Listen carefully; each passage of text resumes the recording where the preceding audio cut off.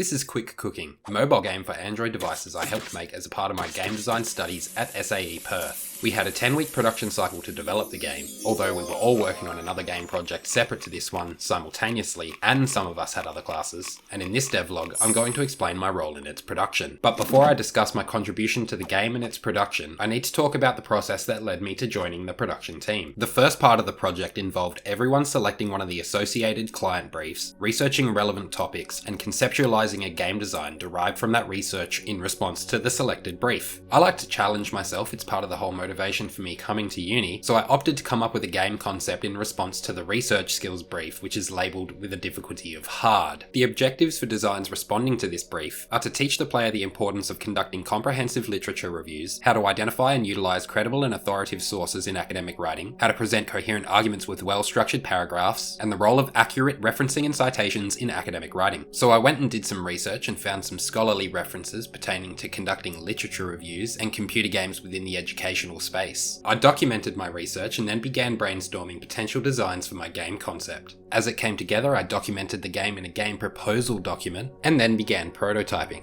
The concept I ended up coming up with is based around the idea of the player conducting an investigation, as ultimately that's what the research process is. The general premise is the player gets assigned to investigate an existing case that is yet to be closed. They then assess the credibility of a range of associated evidence and select a limited number as the basis for their recommendation in the case's outcome. Then they must effectively summarise that evidence to generate the final report. The efficacy of the player in deciphering and summarising the evidence using correct research skills influences the final outcome of the case once the report gets submitted. Although the prototype for my concept ended up being incomplete and didn't really effectively communicate the design that I had intended, one notable element of my development process for it was my use of scriptable objects as the basis for all the evidence, as I also use scriptable objects to implement the ingredients in Quick Cooking. After creating a very basic prototype, I generated some pitch slides to help communicate the concept. And so as a result of the overall pitching process, I ended up joining the production team for Quick Cooking. What you're seeing in the background now is the alpha prototype originally created by the person who came up with the idea, and it was in response to the nutritional skills client brief. There was a bit of ambiguity surrounding the design of the concept at this stage, so I decided to contribute what I could by creating project documentation such as policies, a project schedule, and by contributing to the GDD where I could. We then all collaborated on creating our pitch video, with myself taking the lead on the production of the actual video itself, which I created in Premiere Pro. At this stage, I took the initiative to start creating a prototype based on my interpretation of both the brief and the design of the concept that we were working on. The general premise for this prototype is the player gets a weekly allowance of cash to spend on ingredients. They can then cook meals based on the ingredients that they have available, with different meals having different nutritional values. This nutritional value impacts the player's overall well-being, with the goal of the prototype being to achieve and maintain a high well-being value. Although we didn't integrate the design of this prototype, I did use this prototype as the basis for our project.